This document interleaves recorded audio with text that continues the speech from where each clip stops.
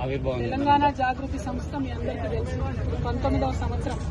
మేము ఒక ఎన్జిఓగా పుట్టినా కూడా ప్రతినిత్యం ప్రజల కోసమే మాట్లాడినాం. ఆనాడు తెలంగాణ ఉద్యమంలో కూడా పాలిటిక్స్ మాట్లాడినాం. తెలంగాణ ఉద్యమంలో కూడా రాజకీయ సమీకరణలు ఎట్లుండాలి, తద్వారా తెలంగాణ ప్రజలకు ఏ విధంగా బెనిఫిట్ పొందాలనే అంశాలు ఆనాడు మాట్లాడినాం.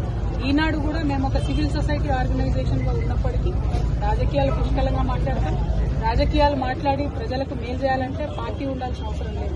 పార్టీ రావాలని ప్రజలు కోరుకుంటే తప్పకుండా వస్తుంది. దాంట్లో పెద్ద ఇబ్బంది ఏం లేదు.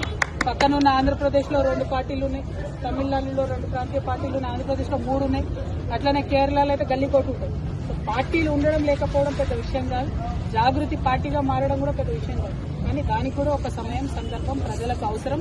అల్టిమేట్ గా నాకేం లాభం ఏ పార్టీ, ప్రజలకు లాభం కావాలి, మా కోసం కాదు కదా పార్టీ కోసం. సో దానికోసమే ఈ పర్యటన చేస్తా ఉన్నాం. ఈ పర్యటనలో మళ్ళీ మీ దగ్గర కూడా వస్తాం.